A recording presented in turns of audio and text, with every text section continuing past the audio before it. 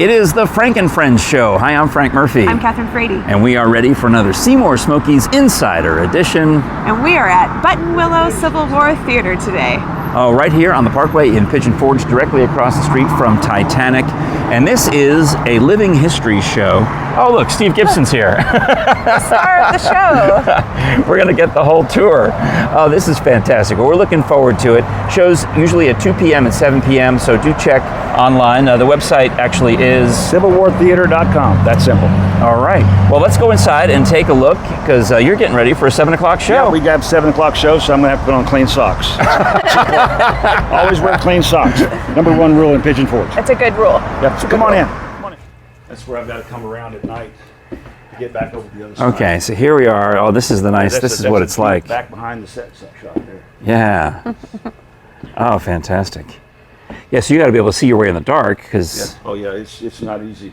You come off that stage with those lights right in your eyeballs, you come back here. And this is the rigging for the curtain. Blinds, yeah. Riggings.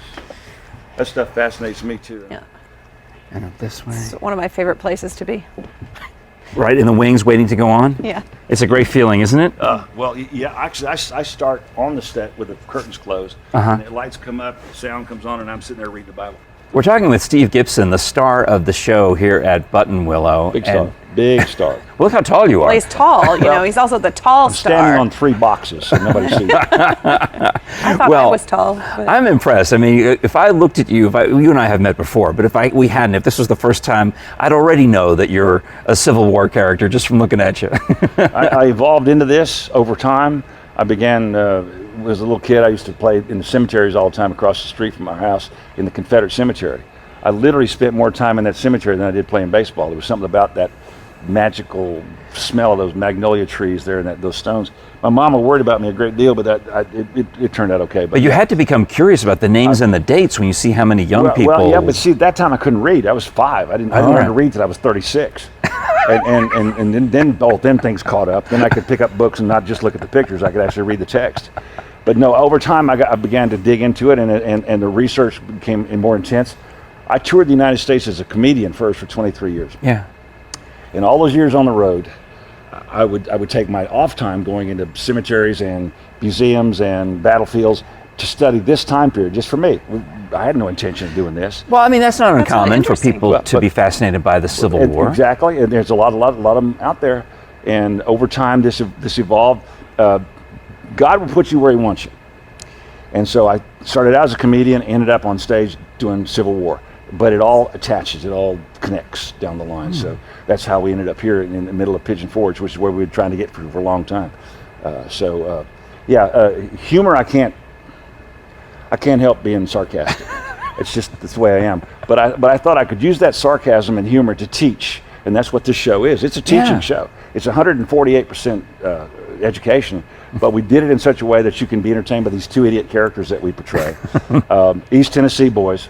Or sometimes the girl plays my cousin or my niece across from me. Yeah. But she takes that side, I take this side, and the bantering back and forth as siblings or relatives teaches without people knowing they're being taught. We break the fourth wall somewhere about 12 minutes into the show. And at that point, then we're not only talking to the audience, we're talking to each other, but they don't have to talk back. But all of a sudden, they get involved in this in a way they didn't realize was going to happen to them. So it worked out good. So. That's really exciting. And you've been in this space for 3 years now? This is going on 3rd year. We're our 3rd year here. Love it here. We're on the road touring with the show forever, and then we had a dinner theater near Chattanooga for a long time. And then we made it up here with the help of Mr. David Fee. Hey, Dave. Yeah. No, David Fee was he's instrumental. He's been my mentor here and stuff. And right now, as long as I do well, I get my dog back. He's got my dog now. Well, we definitely want you to get your dog back. I know where it is. It's in your garage. I know where the dog is, David, okay? But I'll come back and get it when we get better. And you've also decorated it so beautifully to make it look like a period theater. Yeah, when you walk in, you have this sense of almost being back at Ford's Theater. I felt that. Yeah, and the set's very simple.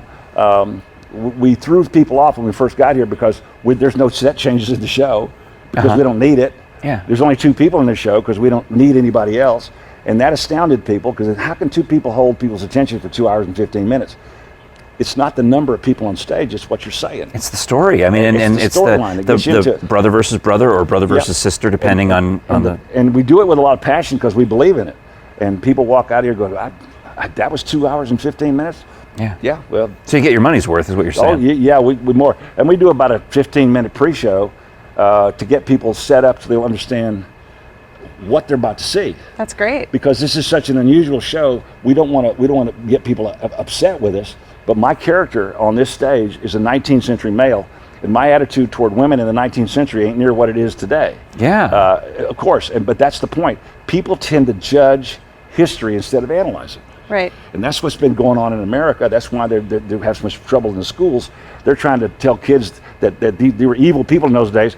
They were people in their own time in those days. Oh, I mean, if you go 100, 200 years in the future, they're going to say the same terrible things about us. Well, That's I right. say that too. Now, just as an example, she's wearing pants. Kathryn. I know, and see, in the 1860s, she would have been dressed like a man. They would have thrown her out of the state of Tennessee for dressing like this in 1864. They could have tried. Yeah, you see? They would have failed. Yeah, and the women's lib movement started way back just before the war, and Susan B. Anthony was up at the White House on the lawn all the time. We talk about her in the show too. And I make a remark about her being up there going, suffragette, suffragette, and the Confederate character says, is she trying to sell biscuits or something? I said, I don't know, I think it's a French waffle, but I never bought one. So it's the ignorance of the characters not knowing what a suffragette was, but it incorporates all of that. And when people walk out of here, it's like, at the beginning, my pre-show, I say, look, my granddaddy told me, never go to a knife fight unless you got a bazooka. Definitely. So people leave here with bazookas. They wow. know what they're going to do. And all the material in this show and all the material in our pre-show is in my book. I did a book called God Save the South. We've sold a bunch of copies of these things. And I've yet to have any of them come back. But what I get from you, Steve, Yes. is that this show is about the healing, about the coming together. It is. And that's especially with the Christmas version of the show. Yeah, and we've started that on November 1st, yes. The characters, there's a reference to me going back home. The female character, or the Confederate character comes out, and I found out that they're carrying a watch that belonged to my granddaddy. So the play is called Granddaddy's Watch. And I can't understand why they're doing that, because my granddaddy, in the storyline, fought with John Sevier over in the Carolinas to make us the country. And here my idiot cousin is, or whoever, busting up what my granddaddy almost got killed to make. And I don't understand this. Because, I mean, this is, when we talk about remember, the Civil War is really one lifetime away from the Revolutionary War, right? This is a continuation of the Revolutionary War. Okay, there you go. It's exactly what it was. Because there's a lot of things that didn't get settled. But y'all, I reckon we should talk about some of the things that people are going to see on the stage. Yeah, what are you going to show us? These shells that you were telling us about too. Up on the stage, we've reproduced a general website, a general campsite. What's in the middle of us is an 1841 6-pounder cannon. This puppy was a smoothbore, fired a 3-inch ball that weighed 6 pounds, and this thing was accurate, pretty much accurate up to 100 yards. And then after 100 yards, you'd throw a ball wherever it wanted to go, but you could still hurt somebody at 11 to 1,200 yards with it. And whenever you loaded up with what was canister, which is small round iron balls packed in a tin can with sawdust, when you fired that, you turned this thing into a shotgun. Wow. And so anything in front of you just becomes obliterated. And then we got the campfire that goes, because that's typical. The chairs and stuff are reproductions of that time period, but there's a lot of real stuff up on this stage too that's really antique that we don't mess with on stage because it'll break. The McClellan saddle over there is the real thing, and the saber there is the real thing. Wow. And the shoes over there are real. I've collected different things over time to have people, just when they want to walk up the set, they take pictures from off the set. They can't come up here, but they certainly can take pictures from down there. Even in the lobby and in the restrooms, you've got things for us to look at. If you got a minute, I'll point you around. Yes, please. We have a mini museum out in the lobby, and it's free, but we got a lot of real stuff sitting up high so that we don't have to worry about people messing with it. But yeah, there's guns out there from Gettysburg and Antietam and stuff that are real. Well, let's go take a walk. You want to do that? All right. They had a lot more things back there than you might realize. And hard candy's one of them. Smith Brothers were making cough drops before the war. Oh, wow. But that bottle is a ginger beer bottle. And those were as common in those days as a Coke bottle laying on the side of the road today. Nice. But they're made out of that ceramic, the clay, whatever it is. Yeah. You can't kill them. I mean, those things are buried for 100 years and people dig them up. You can still use them. And That's amazing. I keep one over there on the set. I drink water out of it. Oh, that's great. Oh, I love that. This is an actual fuse that they used to fuse the cannonballs with. This is what caused them to go bang. It's hard waxed paper around a core of gunpowder, and that was what you put in the fuse in the cannonball itself, and you cut it to length for whatever length of time you wanted it to burn, and that was determined by the distance you're going to fire it. So if you wanted to burn 2 seconds, you cut it off up here, and it would burn 2 seconds, and then go bang. Wow. That's how cannonballs went off. Wow. Cannonballs didn't go off when they hit the ground. That's Hollywood. That's interesting. So they had to burn out and then burst. But by the time we got into this war, we used the conical shaped rounds, and they had what was called a contact fuse, which would go off when it hit. And that's when forts disappeared, because you could build a fort with a 16-foot wall, and it won't take long. We just shoot at the same spot from a mile away, and it goes away, and then we come on in. Wow. So, and that's called a rounder's ball. That's a game. Rounders is a For game. baseball, there was rounders. And rounders was a lot tougher a game than these boys out there playing baseball. In this game, one way to get a man out was to literally physically hit him with the ball. And the term "get the man out" was almost verbatim. You wanted to, if you could hit him, you could throw him at his head and try to hurt him. Is it hard? Like, is it? This one isn't as bad as it was. Oh no. But it's packed with sand, and a lot of times those idiots they'd wet him down inside, so that made him heavier. Oh, heavy. That would hurt. This is called a housewife. Wait, this is called a housewife? This is a Look housewife. at it. It's a sewing kit. It's a little sewing Needles, kit. buttons, threads. That's exactly what it is. And people carried these on their persons in those days to repair things and fix things. You know, what it ties into the show by this. At the end of the war, over time, Americans had used so many of these things that somebody thought it was real cute to start nicknaming their mamas after a 19th century sewing kit. So we started referring to women as housewives. But this was first. But this is the housewife. This is where the housewife came from. This No is kidding. what that is.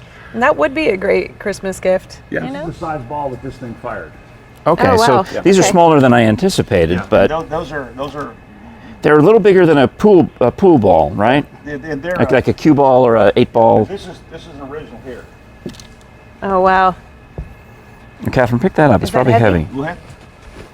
6 pounds. Oh, it is. Yeah. Want to do a close up of that and let her look? Yeah. And I'll show you part of it too. Hold it in the light there for There me. you go, the light. There you go. Oh my Now, gosh. if you'll look here, you see how it was poured. See the Okay. part of that. And that's where they would have cut it. yeah. It goes in the That's mold. just where it came out of the mold. Yeah. But you can only imagine this thing is not perfect. So when you fire this out of a smooth bore, it hasn't got any real trajectory. It's like a fork, like a spitter. You know, It's just being pushed out. yeah, Right. yeah. So that means that thing will just start doing what it wants to do Ooh. after about 100 yards. That's right. Oh, you hear that thud? Yeah. It's You've heavy. heard of the shot put. Yeah. Okay. Olympics. Well, Yeah. that's a shot. Oh, that's what they used. That's why that sport is based on. Well, most early Olympic games were based on military War, yeah. things. And so the marathon itself. yeah, exactly. And sometime early on, to get the ball up front to fire it, somebody in the back's got to get it up there, and it's quicker to throw it than to try to run it up here. Oh wow. So the further you could throw one, and the more accuracy, you loaded the gun quicker. Right. That's fantastic. So Right. there's your shot. Ergo, shot put. Wow. Nice. Wow. Kathryn, this is the view you like from being on stage out to the audience. It is. I do enjoy this view. I do. That's fantastic. What time are the shows, Steve? 2 o'clock, 7 o'clock? We do. Sometimes the shows are at 2, sometimes it's 7. They have to go online because we mix it Okay, up. yeah. 3 days a week or so we do 6 or 7 o'clock shows. 3 days we do 2 o'clock shows. Okay. And during the heavier season we'll do 2 shows. On the back of our T-shirts we have a phrase that is the essence of the show. It is a fool who judges history and a wise man who learns from it. And that's the lesson the show tries to produce. You know, we're in pigeon forge, but this is definitely not a pigeon. This is an eagle. This is an eagle. Eagle. Just for clarification. Just to clarify. This is called a food pusher. This time period, children ate, or everybody ate with both hands. Fork in the left hand upside down, big broad knife in the right. Well, to get to that point, when they're babies, you gave them a spoon in this hand and a food pusher in this hand. And they learn to push the food into the spoon and bring it up and bite it. Push it in, bring it up. Push it in, bring it up. Over time, you replace this with a knife and this with a fork. But that's a food pusher. People think that's a scraper or something by today's standards, but that's a real thing. Oh my gosh. We Love ate, that. we ate like the English in this country for nearly 300 years. That makes sense. Yeah. I mean, we were English. Right. That's the whole point. Kathryn still is. I still There you am. Art And our English. forks, look, their forks in those days were tough. But they were sharp. Yeah, feel the end of that thing. Ooh. That's almost like a hypodermic needle. And then the broad knives, and so they held the fork this way, poke, Yep. scoop. That's how my grandmother. And so they brought the food up with the knife. Yeah. Oh, they ate it My off grandmother the knife. still The did English, that. English today push it up on top of it, but in those days we actually scoop with it. Yeah. My grandmother did both of those things you just, just Well, showed it. Things change as time goes and people change what they're doing. Mm-hmm. And over here, this is something cool. These tubes here. That's a tear catcher. A That's another tear one right catcher? there. A tear catcher. They go back in time almost 3,000 plus years. They're mentioned in the Bible 3 different times. In this time period, they're very popular. Men would buy one of those for their wives. They'd go off to war. She would stay at home, and when she cried, she would catch her tears. Literally. When the liquid evaporates, it leaves a salt residue in the tube. And at the end of the war, he would come back. She could show how much she loved him by the amount of salt residue left in that tube. And then they would put it in the salt cellar and eat it. Yeah, almost. And when you say almost, that means no way. No, it Okay, was. yeah, all right. These go way back in the 1600s. A young man comes to visit your daughter. He does so in the front parlor under supervision. You never leave him alone. Hormones have been hormones since day one. But to get an idea of how long that kid's going to stay with your daughter, if you like him, the man of the house would set the thing up high, put it on the mantle. He'd light it. Kid comes in. When this reached this point, he's gone. He just gets up and leaves. Nobody says nothing. That's the rule. If this idiot coming to see your daughter is a total loser, if his family steals horses, if you just can't stand him, when he gets there, it's like that. And he sees he's got that much time with your daughter, and then he gets up and leaves because the game's over. You can still do this if you're like yeah, having this parties would and be things so like much that too. You know. I did this It's just in like front a of one cue to your family. We see a lot of private schools that come to see this. Yeah. And I had a 14-year-old little girl after the show. She was so cute, and she was so polite. She said, "Well, what if he doesn't want to leave?" My response exactly, and I said, "Well, he'd be dead before he left the room if he didn't. Yeah. Or his dad would kill him when he got home." Yeah. I said, He broke the rules. These days, the kids did what we told you to do, Yeah. not what the kids told us to do. Right. And she went, "Wow." You see a lot of dishes from that time period. We've got coffee pots from that period, spittoons, more of those old ceramic clay ginger beer bottles and stuff, and the washer and bowl. But then below that, there's a rifle. That's a converted flintlock that was picked up on the battlefield at Gettysburg. That's the real thing. It's still charged. It's still loaded. Oh wow. I've never messed with it. I won't mess with it, and it's got a great balance to it. And you can sit there and hold a bead on something forever because it's that well made. But that was picked up. The lock on it was blown off during the battle. Wow. So that's why it was never fired. And then over here toward the middle, we can walk this way. The right. gentleman from West Point saw my show and went home and got his coat and brought it back to me. It hadn't changed since the war. Those things are the same thing. And that's a tar bucket on the top is what they call those helmets, those hats. And then there's real shoes there, the real coffee pots up there, the real bugles. And over here on this side is a Citadel Cadet uniform. And they all look very similar, but that also goes back. And a guy from Citadel saw my show, and he came back and said, "I want you to have this." I said, "You're giving me your coat?" I said, "Yeah, people need to see this." And this is one of the converted rifles there that was found down near Tullahoma. A collector gave me that the other day. People come in here and give me stuff. That's cool. Just so I can put it up so people can see it. And it's the real stuff. Now you got to get a It's close up amazing. of this. This is work. That is a mourning wreath. Mourning. It's made out of hair. I've heard of these. Yeah, that's the I real probably thing. heard of it from you. Well, may have. Like even the flowers. But no, there's no flowers there. That's all just- hair. that's all hair It's all that's been been- woven into looking like a flower. Is it the hair Wow. from the deceased, or is it Yes, the hair when from somebody dies, they took a little clip of their hair, and there's probably 30 or 40 different people on there Oh wow. that we were able to discern with a lot of strong light and some magnifying glasses. That's beautiful. So, yeah, So the family history. Exactly. There's your legacy. It's open at the top because it's open toward heaven. That's why that. That's beautiful. wreath. So it's all, and that's Granny and Granddaddy and everybody that's passed away. Take a picture of that the bust up there. That's called phrenology. We talk about Yes, that in the show. I've heard of that. Phrenology, Do I have it? They actually believed that The shape of your skull. the shape of your skull, bumps and locations indicated your intelligence, and they believed it. I guess I got a sarcastic remark, but anyway. And that shotgun was found at Antietam. That's the real thing too. Wow. A collector out of Mississippi gave me that one after he saw my show. And this, I mean, I should explain that right now I've got the camera jacked up about 15 feet in the air, so you'll normally get this view. Yeah. And that hat there's a real thing too. It came out of Mississippi. And that Mason's jar. Oh, here's the hat. Mason's jars were patented in 1858, so they were using them back in these days. That's great. But you know what they don't find? Tin cans.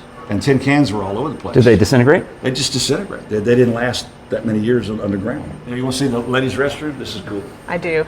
Am I allowed to look, or do you want to Yeah. take the camera, Kathryn? These are museum displays. Original Colt. That's what canister looks like. Okay, so that would that's when you canister. described the shotgun effect of the Yeah, cannon. Exactly. That's ceramic.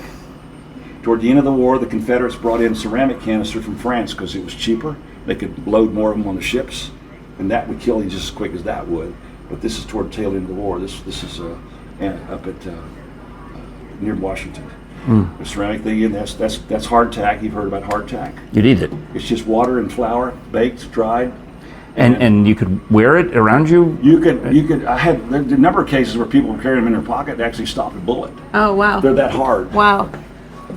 Break a tooth. Ladies' undergarments at this time period. Look, our rule here at this place is that if it don't move, we decorate it. That way. So everything in the restrooms get decorated too.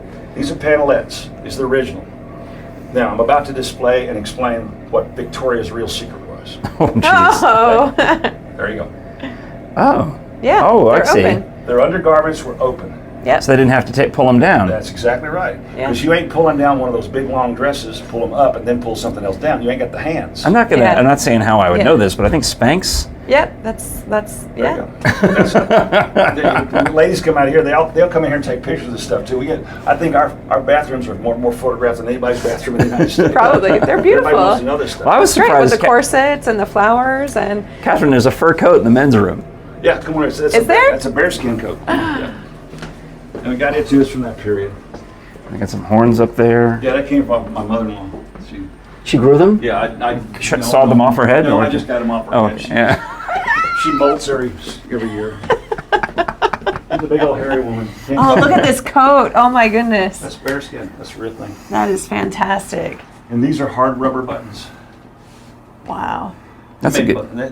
Rubber was around before the war, and they had soft and hard rubber. And a lot of times they made things like this out of hard rubber. Steve, thank you. Thank you. It's my pleasure. We enjoyed the heck out of that. Thank you for so coming to nice see us. to meet you and hear all about the history. Welcome back to 1864. Y'all come see us when you can. Absolutely. Y'all didn't steal a lot of stuff, did you? Not a lot. No. Just Well, a small bag. You go through a metal Yeah. detector before you leave our Yeah. Okay, good. Besides, you'll be able to tell by the shot put that I've got in my pants. It's to make it look so. Thank y'all for coming to see this. Thank you for watching. And to find you online, the website CivilWarTheater.com. right here on the Parkway across from Titanic, next to Beyond the Lens. Beyond the Lens. Our good friends over there as well.